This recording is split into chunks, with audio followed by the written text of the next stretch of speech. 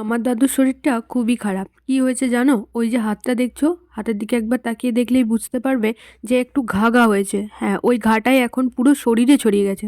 এটার জন্য ডাক্তার বলেছিল যে ব্লাড টেস্ট করতে হবে। আর ওই ব্লাড টেস্টের জন্যই আজ সকালবেলায় ইনি আমাদের বাড়িতে এসেছিলেন ব্লাড নিতে। আর দাদু দেখতেই পাচ্ছ এখানে ইঞ্জেকশনের চুটকে কিন্তু দাদু ভীষণ ভয় পায়। আর ব্লাড টেস্টের রিপোর্টটা কিন্তু আমাদের তার পরের দিন নিতে যেতে বলেছিল। তাই আমি আর আমার মা বেরিয়ে পড়েছি তার পরের দিন রিপোর্টটা নেওয়ার জন্য।